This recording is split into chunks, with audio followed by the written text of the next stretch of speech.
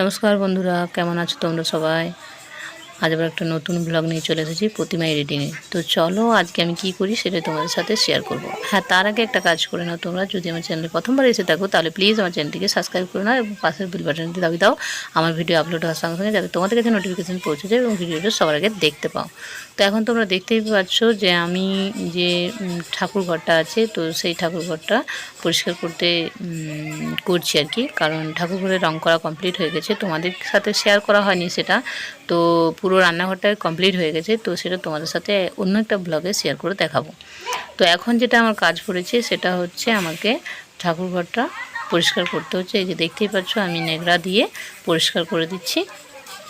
এরপরে এখানে ঠাকুর রাখা হবে, তো সেই জন্যই পরিষ্কার করে নেওয়া হচ্ছে।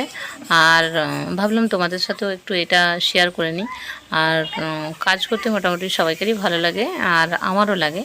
তো খুব সময় মানে বেশিরভাগ সময় আমি যতটা পারি আর কি করার চেষ্টা করি কাজ। তো তারপরে ফোন ঘাটা এটা চলতেই থাকে। তো এখন দেখতেই পাচ্ছ কাজগুলো করতে হবে যখন আমাকে। তো মা অন্য কাজে ব্যস্ত ছিল, ভাবলাম আমি একটু পরিষ্কারটা করে দিই, কারণ পরিষ্কার করলে দেখতে ভালো লাগবে। আর তারপরে মিস্ত্রিরা সেইভাবে পরিষ্কার করেনি, যারা মার্বেল মিস্ত্রি ছিল তারা ঠিকঠাক পরিষ্কার করেনি। তো আমি ভাবলাম যে তাহলে একটু জল দিয়ে ভালোভাবে ধুয়ে মুছে পরিষ্কার করে নেওয়া যাক, তারপরে ঠাকুরঘরটা আমাদের ব্যবহার করা হবে। তো সেটাও তোমাদের সাথে শেয়ার করব। এখনও কমপ্লিট মানে পরিষ্কার করাটা কমপ্লিট হয়ে যাক, তারপরে যেদিন ঠাকুর আনবো এখানে সেদিন তোমাদের সাথে সেটা শেয়ার করব। তো দেখতেই পাচ্ছ এই রঙটা করানো হয়েছে, আর ঠাকুরঘরটা কমপ্লিট হয়ে গেছে। আর সম্পূর্ণভাবে তোমাদের দেখাতে পারছি না। আর আমি যেহেতু কাজটা করছি, তো আমি একটা দেয়ালের মধ্যে ফোনটাকে সেট করে দিয়েছি, কারণ আমি এর আগেও বলেছি যে আমার কোনো স্ট্যান্ড নেই আর ধরার মতো কোনো মানুষ নেই। তো আমাকে যেহেতু করতে হবে, আর একটু মানে কী বলবো, ইউটিউবে আসাটা একটু অন্য ধরনের একটা ফিলিংস, যে ইউটিউবে ভিডিও শেয়ার করব। তো সেই জন্যই করা, কিন্তু কতটা সাকসেস হতে পারবো সেটা জানি না। তো না জেনেই নেমে পড়েছি আর কি। সবাই যেরকম ইউটিউবে ব্লগ বানাচ্ছে আমিও বানাচ্ছি।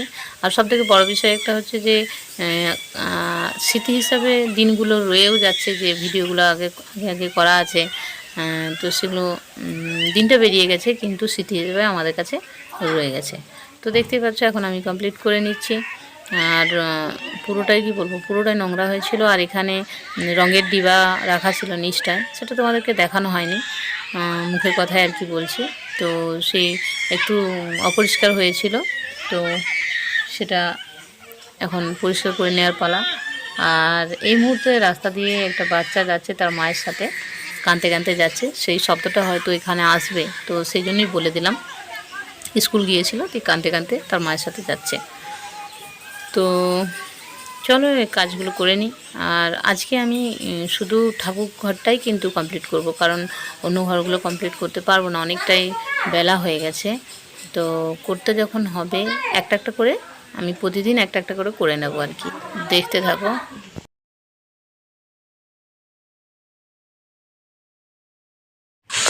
তো আমার এই ঠাকুর ঘরটা মুছতে মোটামুটি 1 ঘন্টার মতো সময় লেগেছিল। তো সেটা আমি খুব ছোট করেই তোমাদের সাথে ভিডিও করে তুলে ধরেছি। আর চলো আর এইভাবে পরিষ্কার করে নিলাম। আর কারণ পরিষ্কার যেহেতু আমাদেরকে করতে হবে, এর আগেও বললাম, তো সেই জন্যই পরিষ্কারটা করে নিচ্ছি। আর আমরা ওইখানে মানে আমাদের যে আগে পুরনো ঠাকুরঘরটা আছে, তো সেখান থেকে ঠাকুরগুলো এখানে চলে আসবে, ঠাকুরগুলোকে এখানে আনা হবে। তো সেই জন্যই পরিষ্কার করা হচ্ছে। তো চলো পুরো ভিডিওটা দেখতে থাকো। আর কি বলবো, আর সেরকম প্রচণ্ড গরম, কিন্তু গরম হলেও কিছু করার নেই, কাজ তো করতেই হবে। তো সেই সূত্র ধরে কাজ আমাদেরকে করতেই হচ্ছে। তো একটার পর একটা আমাকে বাগাবাগিগুলো আমিই করে দিচ্ছি, কারণ পরিষ্কারটা মা হয়তো গরমে করতে পারবে না, তো সেই জন্য আমাকেই করতে হচ্ছে, আর আমিও করেও দিচ্ছি। তো চলো ভিডিওটা দেখতে থাকো, বাদবাকি অংশটা দেখে নাও। চলো।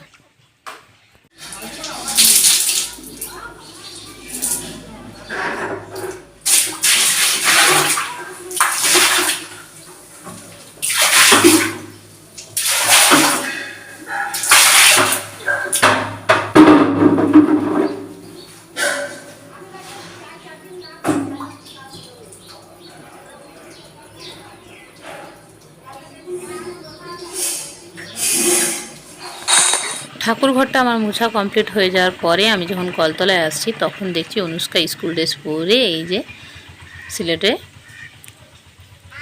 আলপনার মতো ছবি আঁকছে। তো সেটা দেখে আমি একটু ভিডিওটা বানিয়ে নিলাম। আর ও কিন্তু জানে না যে আমি দাঁড়িয়ে আছি, তোমরা দেখতে থাকো তাহলেই বুঝতে পারবে। ও কিন্তু কিছুই জানে না যে আমি দাঁড়িয়ে দাঁড়িয়ে ভিডিও করছি বা কিছু, তো জানেই না যে মনি দাঁড়িয়ে আছে বলে।